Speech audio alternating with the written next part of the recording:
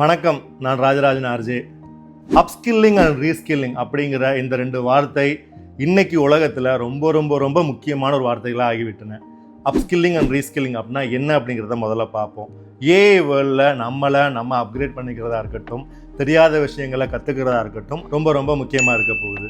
அதில் இந்த upskilling and reskilling அப்படிங்கிறத ஒட்டி நான் இன்னைக்கு பேச போகிறேன். அப்ஸ்கில்லிங் அண்ட் ரீஸ்கில்லிங் அப்படிங்கிறது புதுசாக ஃபீல்டுக்குள்ளே வரவங்களா இருக்கட்டும், ஆல்ரெடி ரொம்ப வருஷமாக இந்த ஃபீல்ட்லேயே இருக்கிறவங்களா இருக்கட்டும், ஏன் நம்மளை அப்ஸ்கில் பண்ணிக்கணும், ரீஸ்கில் பண்ணிக்கணும் அப்படிங்கிறத இந்த வீடியோ முழுக்க பார்த்தீங்கன்னா உங்களுக்கு புரியும். முதல்ல அப்ஸ்கில்லிங்னா என்ன, ரீஸ்கில்லிங்னா என்ன, ரெண்டுக்குமான வித்தியாசம் என்ன அப்படிங்கிறத சொல்லிடுறேன். உங்களுக்கு ஏற்கனவே இருக்கிற ஸ்கில்லை நீங்கள் இம்ப்ரூவ் பண்ணணும், இல்லை எக்ஸ்பேண்ட் பண்ணணும், நீங்கள் அதை வளர்த்துக்கணும் இல்லை விரிவாக்கணும்னு நினச்சிங்கன்னா அதுக்கு பேர் அப்ஸ்கில்லிங். அதாவது உங்களுடைய ரோல்லேருந்தே நீங்கள் இன்னொரு பெட்டர் பொசிஷனுக்கு போகணும், அதுக்கு தேவையான ஸ்கில்லை கற்றுக்கணும்னு நினைக்கிறது அப்ஸ்கில்லிங். ஒரு உதாரணத்துக்கு சொல்லணும் அப்படின்னா, நான் ஒரு இஆர்பி ப்ராடக்டில் ஒர்க் பண்ணுறேன்னு வச்சுக்கோங்களேன். நான் ஏஐ பவர்டு அனலிட்டிக்ஸ் கற்றுக்கணும், அதை கற்றுக்கிட்டா எனக்கு வேல்யூ இருக்குன்னு தெரிஞ்சு ஒரு பர்டிகுலரான அனலிட்டிக்ஸ் டூலை கற்றுக்கிட்டேன்னா அதுக்கு பேர் அப்ஸ்கில்லிங். ஒரு சாஃப்ட்வேர் டெவலப்பரோ இன்ஜினியரோ கிளவுட் பேஸ் ஆர்கிடெக்சரை கற்றுக்கணும்னு நினச்சாருன்னா அது அப்ஸ்கில்லிங். ஒரு நர்ஸு டெலிமெடிசின் டூல்ஸை பற்றி கற்றுக்கணும்னு நினச்சாங்கன்னா அதுக்கு பேர் அப்ஸ்கில்லிங். சரி, இப்போ ரீஸ்கில்லிங்னா என்னன்னு பார்ப்போம். ரீஸ்கில்லிங் அப்படின்னா அந்த ஃபீல்டுக்கு உங்களுக்கு சம்மந்தமே இல்லை, முற்றிலும் புதுசாக ஒரு விஷயங்களை நீங்கள் கற்றுக்க போகிறீங்க. அந்த விஷயத்தை கற்றுக்கிட்டு அந்த ஃபீல்டுக்குள்ளேயோ அந்த புது ரோலுக்குள்ளேயோ இல்லை ஒரு புது இண்டஸ்ட்ரிக்குள்ளேயோ நீங்கள் நுழைய போகிறீங்க அப்படிங்கிறது தான் ரீஸ்கில்லிங். ஒரு ஃபேக்ட்ரி ஒர்க்கர் ஒரு டேட்டா டெக்னீஷியனாக போகிறதுக்கு பேர் ரீஸ்கில்லிங். ஒரு பேங்கர் யூஎக்ஸ் டிசைனராக போகிறதுக்கு பேர் reskilling. Different domain, different field, higher capability, இதுக்கு பேர் ரீஸ்கில்லிங். ஸோ நீங்கள் ரொம்ப வெரி கிளியராக பார்த்துருப்பீங்க அப்ஸ்கில்லிங்க்கும் ரீஸ்கில்லிங்க்குமான டிஃபரன்சஸ். இது ஏன் ரொம்ப முக்கியம், இது ரொம்ப பரவலாக இன்னைக்கு ஐடி இண்டஸ்ட்ரியாக இருக்கட்டும் இல்லை எனி இண்டஸ்ட்ரியாக இருக்கட்டும் அதுக்குள்ளே நடந்துக்கிட்டே இருக்குது. இது புதுசு கிடையாது. வரலாற்றை நீங்கள் எடுத்து பார்த்தீங்கன்னா தொடர்ச்சியான இந்த மாற்றங்கள் நடந்து வந்துக்கிட்டே இருக்குது. ஃபர்ஸ்ட் இண்டஸ்ட்ரியல் ரெவல்யூஷனாக இருக்கட்டும், செகண்ட் இண்டஸ்ட்ரியல் ரெவல்யூஷனாக இருக்கட்டும், தேர்ட் இண்டஸ்ட்ரியல் ரெவல்யூஷனாக இருக்கட்டும், நம்ம ஃபோர்த் இண்டஸ்ட்ரியல் ரெவல்யூஷனில் இருக்கிறோம். ஃபர்ஸ்ட் இண்டஸ்ட்ரியல் ரெவல்யூஷன் என்ன நடந்துச்சுன்னு பார்த்தீங்கன்னா, மேனுவல் லேபர் எல்லாமே மனிதர்கள் பண்ணிக்கிட்டு இருந்ததை மிஷின்ஸ் ஆட்டோமேட் பண்ணுச்சு. அதுதான் first industrial revolution. Second industrial revolution என்ன நடந்துச்சு பார்த்தீங்கன்னா, electricity and mass production. Machine ஃபர்தரா கரண்டோடைய தேவையினால மாஸ் ப்ரொடக்ஷனை நடத்தி காட்டுனுச்சு. அப்போதான் டெக்னிக்கல் எஜுகேஷன் பற்றி, வொகேஷனல் ஸ்டடீஸ் பற்றி நிறைய படிக்க ஆரம்பித்தோம். மூணாவது இண்டஸ்ட்ரியல் ரெவல்யூஷன் என்னன்னு பார்த்தீங்கன்னா, கம்ப்யூட்டர்ஸ் உள்ள வந்தது தான் மூணாவது இண்டஸ்ட்ரியல் ரெவல்யூஷன். எல்லாத்தையுமே டிஜிட்டல் மயமாக்கணும். கம்ப்யூட்டர்ஸ் ஐடி இன்டர்நெட்னு இன்ட்ரடியூஸ் ஆகும் போது எல்லாத்தையுமே டேட்டாவை பேஸ் பண்ணி, இன்ஃபர்மேஷன் பேஸ் பண்ணி, டிஜிட்டைஸ் பண்ணி நம்ம ரெவல்யூஷனை கிரியேட் பண்ணோம். அது மூணாவது இண்டஸ்ட்ரியல் ரெவல்யூஷன். நாலாவது இண்டஸ்ட்ரியல் ரெவல்யூஷன் தான் இப்போ நடந்துகிட்டு இருக்கிற ஏஐ பேஸ்ட் ரெவல்யூஷன்.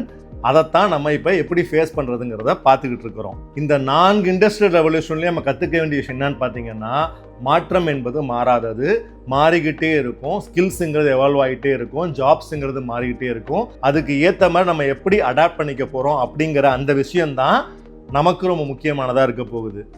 இந்த அப்ஸ்கில்லிங் அண்ட் ரீஸ்கில்லிங் அப்படிங்கிறது ஏஐ வேர்ல்டில் ஏன் ரொம்ப முக்கியமாக இருக்க போகுது அப்படிங்கிறத பார்க்கலாம். முதல்ல ஏஐ அப்படிங்கிறது நம்மளுடைய வேலையை எளிமையாக்க போகுது. நம்மளுடைய குறிப்பிட்ட டாஸ்க்கை தான் அது ரீப்ளேஸ் பண்ண போகுது. நம்ம ஜாப்ஸை முற்றிலுமா அது தூக்க போகிறது இல்லை. அந்த சிந்தனை ரொம்ப முக்கியம். அதாவது ஏஐயால் கோட் அடிச்சு கொடுக்க முடியும், ஆனால் ஆர்கிடெக்சரல் டிசைனு, சிஸ்டம் டிசைன்லாம் அதால் பண்ண முடியாது. ஏஐயாலேயே ரெஸ்யூம் ஸ்க்ரீன் பண்ண முடியும், ஆனால் ரெக்ரூட்டர் பண்ணக்கூடிய அந்த ஹியூமன்லி டச் இன்ட்ராக்ஷன்லாம் அதெல்லாம் மாற்ற முடியாது. ரொம்ப முக்கியமாக நம்ம ஸ்கில்ஸோடைய அந்த ஆயுட்காலம் அப்படிங்கிறது குறைய போகுது. ஒரு காலத்தில் ஒரு பர்டிகுலர் ஜாவாவை படித்தோம்னா 10 வருஷம் 15 வருஷத்துக்கு நமக்கு வேலை இருக்கும் அப்படிங்கிற அந்த பர்டிகுலர் லாங் கேப்புங்கிறது குறைய போகுது. இன்னமேல ஸ்கில்ஸுங்கிறது மாறிக்கிட்டே இருக்கும். ஸோ அதனால் எவ்வளோ ஃபாஸ்ட்டாக நம்ம லேர்ன் பண்ணுறோம், எவ்வளோ ஃபாஸ்ட்டாக அன்லேர்ன் பண்ணுறோம், எவ்வளோ ஃபாஸ்ட்டாக ரீலேர்ன் பண்ணுறோம் அப்படிங்கிற அந்த பர்டிகுலர் விஷயம் ரொம்ப முக்கியமானது. ஏஐ வந்துருச்சு, எவ்வளோ ஃபாஸ்ட்டாக ஏஐ அடாப்ட் பண்ண போகிறோம் அப்படிங்கிறது முக்கியம். அதை யூஸ் பண்ணாமல் இருந்தாலும் நம்ம அவுடேட் ஆகிறதுக்கான வாய்ப்புகள் ரொம்ப ரொம்ப அதிகமாக இருக்குது. டிகிரி அப்படிங்கிறது ரொம்ப முக்கியமானதான். நமக்கான என்ட்ரி பாயிண்ட்டை கொடுக்க போகிறது நம்ம டிகிரி தான். ஆனால் கெரியரை நம்ம க்ரோ ஆகிறதுக்கு வெறும் டிகிரி மட்டும் பத்தாது. அதன் பிறகு அதை தாண்டி நம்ம என்ன ஸ்கில்ஸை வளர்த்துக்கிறோம், என்ன புதுசாக கற்றுக்குறோம் அப்படிங்கிற அந்த பர்டிகுலர் விஷயம்தான் உங்கள் கெரியரோட லாங்கிவிட்டிக்கு ஹெல்ப்ஃபுல்லாக இருக்க போகுது. டிகிரிங்கிறது உங்களுடைய என்ட்ரி பாயிண்ட் மட்டும்தான். இது முன்னாடியே பொருந்தக்கூடியதான். இந்த ஏஐ வேர்ல்டில் இன்னும் அதுக்கான சிக்னிஃபிகன்ஸ் அதிகமாக இருக்குது. எதுக்கான சிக்னிஃபிகன்ஸ் அப்படின்னா ஸ்கில் அப்படிங்கிற வேர்டுக்கான சிக்னிஃபிகன்ஸ். பல கார்ப்பரேட்ஸ் ஆல்ரெடி இந்த அப்ஸ்கில்லிங் அண்ட் ரீஸ்கில்லிங்குள்ளே வந்துட்டாங்க. அமேசானில் அவங்களோட எம்ப்ளாயீஸை அப்ஸ்கில் பண்ணுறதுக்கு ரொம்ப முன்னாடியே ஸ்டார்ட் பண்ணிட்டாங்க. AT&T மாதிரி கம்பெனிஸில் ரொம்பவே முன்னாடியே ஸ்டார்ட் பண்ணிட்டாங்க. இன்ஃபோசிஸில் பண்ணிட்டாங்க. சிங்கப்பூர் பேஸ்ட் கம்பெனிஸில் ஆல்ரெடி ரொம்ப வேகமாக நடந்துகிட்டு இருக்கு. ஒரு 30 வயசு 40 வயசு 50 வயசான ஆட்கள் எல்லாம் வந்துட்டு புதுசாக டேட்டா சயின்ஸை பற்றி படிக்க ஆரம்பிச்சிருக்கிறாங்க. டேட்டாவை பற்றி படிக்க ஆரம்பிச்சிருக்கிறாங்க. அவங்களுக்கும் இந்த ஜாபுக்கும் சம்மந்தமே கிடையாது. அவங்க இது வரைக்கும் பார்த்த ஜாப்ஸுக்கும் டேட்டா சயின்ஸுக்கும் சம்மந்தமே கிடையாது. ஆனால் அவங்க ஃப்யூச்சரில் நம்ம இப்படி தான் இருக்கணும் அப்படிங்கிறதுக்காக தங்களை அடாப்ட் பண்ணிக்கிறதுக்காக புதுசாக என்ன வந்திருக்கு அப்படிங்கிறத நோக்கி அவங்க நகர்ந்துகிட்டு இருக்கிறாங்க. ஸோ 40 வயசு 50 வயசு ஆன ஆட்களே இந்த மாதிரியான விஷயங்களை கற்றுக்க நினைக்கும் போது நம்மளும் அதை நோக்கி போகிறது அப்படிங்கிறது ரொம்ப அவசியமானது. நான் வசிக்கிற சிங்கப்பூர் அப்படிங்கிற இந்த கண்ட்ரியே ரொம்ப சின்ன கண்ட்ரி. வேர்ல்ட் மேப்பில் ரொம்ப குட்டியோண்டு ஒரு கண்ட்ரி தான் இது. ஆனால் இவங்களுடைய ஸ்கில்னு அவங்க எதை நினைக்கிறாங்கன்னா ஹியூமன் கேபிட்டல், அந்த மேன் பவர் அப்படிங்கிற விஷயத்தை ரொம்ப முக்கியமாக சிங்கப்பூர் பார்த்துட்டு இருக்கிறதுனால ஏஐ அப்படிங்கிற விஷயத்துலையுமே ரொம்ப அக்ரஸிவாக அஜைலாக அவங்க இருந்துகிட்டு இருக்கிறாங்க. சிங்கப்பூர் கவர்மெண்ட் எடுத்த இனிஷியேட்டிவ்ஸை எக்கச்சக்கமாக இந்த ஏஐ பேஸ் பண்ணியான ப்ரோக்ராம்ஸை அவங்க பண்ணிக்கிட்டே இருக்கிறாங்க. அப்ஸ்கில்லிங் அண்ட் ரீஸ்கில்லிங் அப்படிங்கிற விஷயத்தை ரொம்ப தீவிரமாக அதை செயல்படுத்திட்டு வராங்க. சிங்கப்பூர் மட்டும் கிடையாது, ஜெர்மனி போன்ற கண்ட்ரியாக இருக்கட்டும், இல்லை ஈவன் இந்தியாவில் தமிழ்நாட்டில் நான் முதல்வன் அப்படிங்கிற ஒரு ஸ்கீமாக இருக்கட்டும், நிறைய கவர்மெண்ட் ஸ்கீம்ஸு இந்த அப்ஸ்கில்லிங் அண்ட் ரீஸ்கில்லிங் அப்படிங்கிறத ரொம்ப தீவிரமாக ஸ்கில் பேஸ் பண்ணி நம்மளுடைய ஸ்டூடெண்ட்ஸை மாற்றிக்கிட்டு இருக்கிறாங்க. ஒரு காலத்தில் படித்து முடித்தா கேம்பஸ் இன்டர்வியூ வந்தோடனே வேலைக்கு வந்துட்டு உள்ளே உட்காந்துடலாம் அப்படிங்கிற காலம் மாதிரி நீங்கள் ஜாப்ஸுக்கு ஏற்ற மாதிரி ஸ்கில்ஃபுல்லாக இருக்கீங்களா, அதற்கு தயாராக இருக்கீங்களா அப்படிங்கிற அந்த கேள்வி ரொம்ப முக்கியமாக இருக்குது.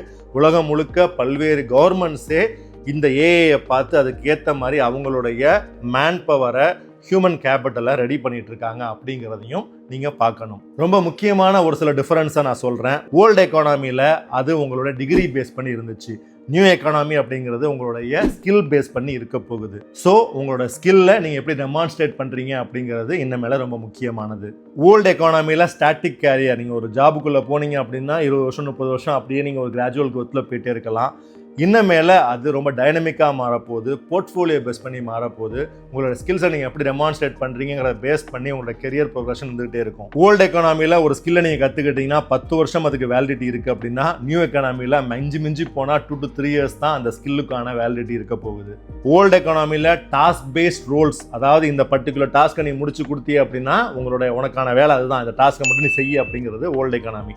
நியூ எக்கானமியில் எப்படி இருக்க போகுதுன்னு பார்த்தீங்கன்னா, இந்த ப்ராப்ளத்தை எப்படி சால்வ் பண்ணுறது, இந்த ப்ராப்ளத்தை சால்வ் பண்ணுறதுக்கு என்ன செய்யணும் அப்படிங்கிற ப்ராப்ளம் பேஸ் பண்ண ரோல்ஸாக இன்னமேல இருக்க போகுது. ஸோ ஃபைனலான ஒரு விஷயம் என்னன்னு பார்த்தீங்கன்னா, முன்னாடியெல்லாம் கம்பெனிஸ் புதுசாக ஒரு டெக்னாலஜிக்கு ஏற்ற மாதிரி தங்களை அடாப்ட் பண்ணிக்கிட்டாங்க.